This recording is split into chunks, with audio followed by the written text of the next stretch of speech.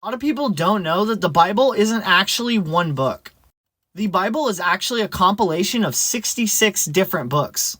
So today I'm going to talk about other books that relate to the Bible that you might not have heard of before. Some of these books have ancient origins and they used to be included in biblical texts. Some of these books are more modern but help us understand the scriptures better. And some of these books even predate the books we have in the Bible.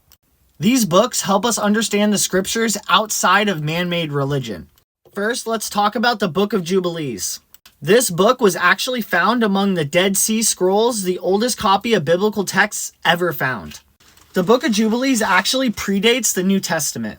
The oldest copy of the Book of Jubilees ever found was in Hebrew. The Book of Jubilees, like Genesis, tells the story of the generations of Adam. And it has tons of very interesting information about the biblical patriarchs.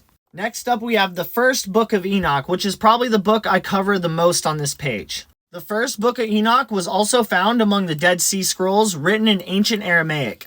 The book of Enoch was actually quoted by Jesus' brother in the book of Jude. It's probably the most extensive book that exists about the pre-flood times. It tells the story of the prophet Enoch and the watchers coming down to have children with earthly women. It has tons of super interesting information and it's a must-read. Next up, we have the Book of Melchizedek, which is very similar to the Book of Jubilees and Book of Genesis. It's an account all the way from Adam and Eve up to Abraham. It tells us in detail what happens before the pre-flood times. It's a very interesting book and it's been one of my favorites recently. Next up, we have the Book of Mormon. Don't actually read that.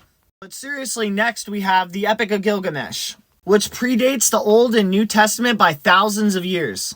The Epic of Gilgamesh was actually found on Sumerian cuneiform carved into ancient tablets. It tells a story very similar to the story we find in Genesis. It might not be from a Christian or Jewish perspective, but it's still interesting. And if you want to know more about the pre-flood times, the Epic of Gilgamesh is a must-read. Also, my grandmother is an author, so I wanted to shout out her books in this video too. She has one called The Names of God, which goes over all the names of Jesus Christ throughout the Bible. Me and my grandma are also working on a book together called Aramaic Roots.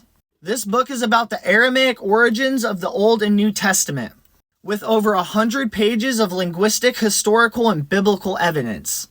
If you guys have read any of these books before, let me know what you think about them in the comments. If there's any books you think I missed in this list, drop those in the comments as well. Peace.